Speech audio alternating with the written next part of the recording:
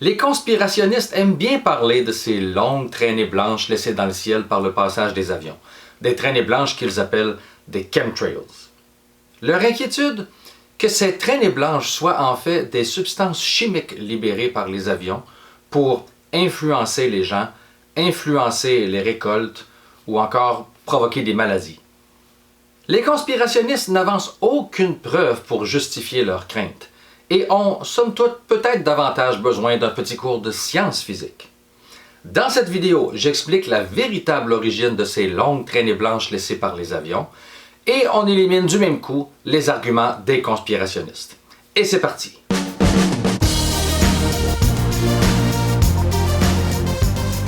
Qu'est-ce qu'un avion peut réellement laisser derrière lui? Pour vrai, certains avions libèrent des pesticides, font de l'épandage sur les champs agricoles. D'autres avions laissent tomber de l'eau pour contrôler les incendies. Certains avions utilisent de la fumée, parfois colorée, pour faire des spectacles aériens. Ou encore, certains avions peuvent laisser dans l'atmosphère des sels qui vont ensemencer les nuages et parfois provoquer les précipitations. Mais bien que les avions puissent libérer toutes ces substances, aucune de ces situations ne s'applique aux fameuses chemtrails que décrivent les conspirationnistes. Car ceux-ci, ce qu'ils craignent, ce sont les traînées blanches laissées en haute altitude qui persistent parfois plusieurs heures après le passage des avions. Lorsqu'on regarde dans le ciel, la plupart des phénomènes observés et des formes bizarres qu'on observe sont dus aux nuages. Il existe une quantité phénoménale de types de nuages. Cumulus, cirrus, stratocumulus, cumulonimbus. Et les traînées laissées par les avions en haute altitude sont elles aussi des nuages. Ce sont des cirrus homogenitus. Ce ne sont donc pas des substances chimiques délibérément laissées par l'avion dans l'atmosphère, mais bel et bien de l'eau sous forme de glace. Ces nuages, sous forme de longues traînées blanches, sont aussi parfois appelés traînées de condensation ou contrails, par contraction en anglais pour condensation trails, par opposition aux chemtrails des conspirationnistes, contraction pour chemical trails. L'origine de ces traînées de condensation est très facile à expliquer et je vais le faire dès maintenant. L'air atmosphérique contient une certaine quantité d'eau, aussi parfois appelée humidité. Et cette quantité d'eau contenue dans l'air dépend des conditions atmosphériques, notamment les conditions de pression et de température. La capacité maximale de dissoudre de l'humidité est plus élevée dans de l'air chaud que dans de l'air froid. Lorsque l'air est saturé d'humidité, on dit que son taux d'humidité est de 100%. Plus ce pourcentage est diminué, plus l'air est sec, et plus ce pourcentage est élevé, plus on dit que l'air est humide. Si les conditions atmosphériques changent, comme par exemple de l'air qui se rafraîchit, l'humidité a alors moins de place dans l'air et doit donc être déposée sur une surface. C'est ce qu'on appelle la condensation. On peut l'observer par exemple lorsqu'on prend une douche à l'eau très chaude. On va observer dans le miroir des gouttes qui apparaissent et qui ruissellent dans le miroir. Parce que l'air chaud, chargé d'humidité, qui passe proche du miroir, qui est plus frais, se rafraîchit. Et comme il se rafraîchit, sa capacité à contenir de l'humidité diminue et il est donc forcé de déposer cette eau supplémentaire sur la surface fraîche, le miroir. De la même manière, en été, par un matin chaud, lorsque l'air chaud passe proche du sol qui est plus frais, l'air se refroidit et doit donc déposer de l'humidité sur une surface plus fraîche, et c'est ce qu'on appelle la rosée du matin. Dans les deux exemples que j'ai donnés, l'eau est liquide car les températures sont entre 0 et 100 degrés Celsius. Mais si jamais l'air se comportait de cette façon en hiver, par exemple, eh bien l'humidité qui sera déposée, par exemple sur une fenêtre d'auto, eh bien cette eau-là sera sous forme solide et on appelle ça le givre. Mais quel est le lien entre la condensation, le givre et les contrails? Les nuages se forment essentiellement de la même façon. L'air chaud et chargé d'humidité monte dans l'atmosphère et au fur et à mesure qu'il s'élève, l'air se rafraîchit. Et donc il y a de moins en moins de place pour de l'humidité qui cherche donc un support pour se déposer. Et ce support peut sembler invisible dans le ciel, mais il est bel et bien là, ce sont des poussières. les poussières dans le ciel vont agir à titre de noyau de condensation. Ou à très haute atmosphère, on peut appeler ça un noyau de congélation. Et donc l'humidité va se déposer sur une surface solide pour former une micro-gouttelette d'eau, sur une poussière par exemple, et lorsque ces poussières se rassemblent, elles forment un nuage. Au niveau du sol, le nuage conserve une texture liquide, un peu comme le brouillard par exemple. Si vous allez faire du jogging par un matin brumeux, vous allez revenir chez vous avec des vêtements trempés parce que vous avez récupéré les micro-gouttelettes du nuage, les gouttelettes de condensation. Dans la haute atmosphère, les températures sont extrêmement froides, tout près de moins 40 degrés Celsius, au-delà de 5000 mètres par exemple. Et lorsque l'humidité cherche à se condenser sur un noyau, sur une poussière, elle le fait également, mais sous la forme de cristaux de glace. On appelle ces nuages des cirrus, des nuages de glace. Parfois, il n'y a pas de noyau de condensation, de noyau de congélation. Il n'y a pas de poussière, l'air est pur. Et l'humidité a beaucoup de difficultés à se trouver un support pour se condenser. Et c'est là que notre avion à réaction entre en jeu. La plupart des avions qui volent en haute altitude et qui sont suspectés de laisser traîner des chemtrails sont des avions à réaction, et ceux-ci volent en très haute altitude. La combustion du carburant dans le réacteur de l'avion laisse à l'arrière de l'avion une grande quantité d'eau gazeuse. Et cette eau sature l'air en humidité, qui se retrouve alors surchargé en eau.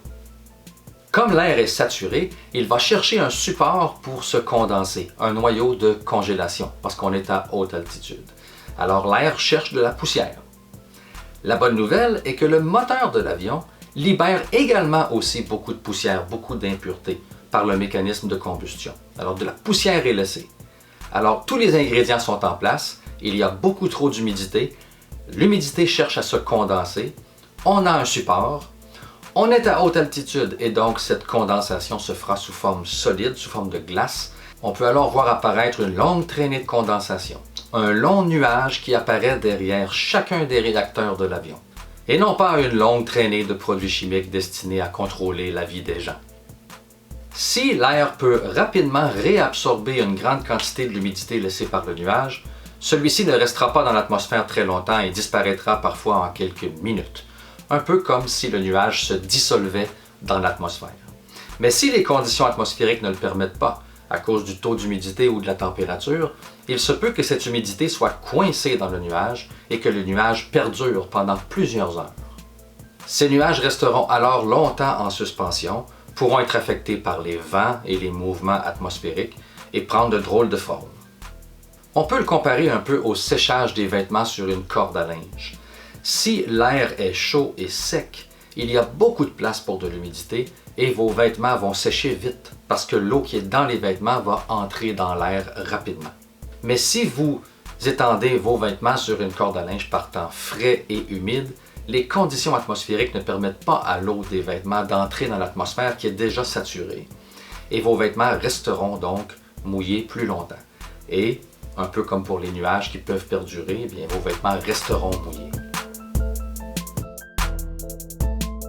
D'autres types de nuages d'origine naturelle peuvent également avoir l'apparence de chemtrails ou de contrails. Parfois, certains rouleaux de convection atmosphérique peuvent créer des nuages en rang parallèle et donner l'impression qu'il y a eu un passage d'une escadrille d'avions, mais qu'on n'a jamais vu. Alors, ces nuages naturels peuvent également exister, bien qu'ils soient plutôt rares, mais on peut les observer dans l'atmosphère. Encore une fois, personne n'a laissé là traîner des produits chimiques destinés à influencer la vie des gens. Les conspirationnistes aiment bien dire qu'on observe de plus en plus de ces chemical trails et que donc c'est un signe que les organisations derrière ces épandages de produits chimiques ont augmenté leur activité au cours des dernières années. Mais en fait, il est très facile d'expliquer pourquoi on observe plus de contrails. C'est que le trafic aérien augmente sans cesse. Depuis les années 50, il double environ tous les 15 ans. Il y a donc environ 10 fois plus d'avions maintenant qu'il y a 50 ans qui traversent le ciel. Et donc, statistiquement, on observera plus de contrails et donc plus de ces traînées blanches, ce qui inquiète beaucoup nos amis conspirationnistes.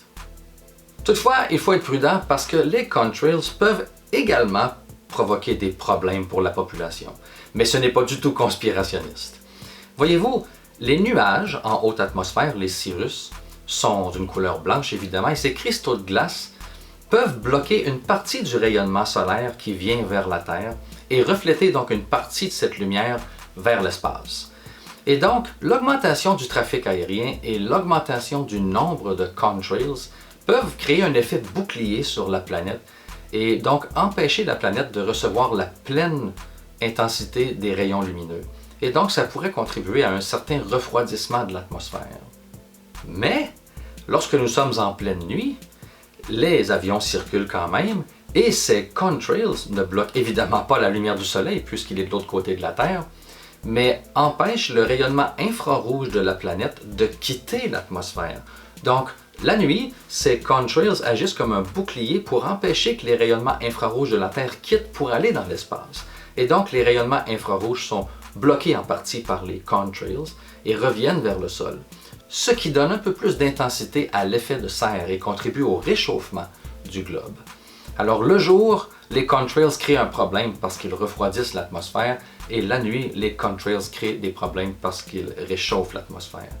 Et on ne connaît pas tout à fait le rôle exact des contrails dans les détails d'influence des températures atmosphériques, mais on sait que ces contrails jouent un rôle.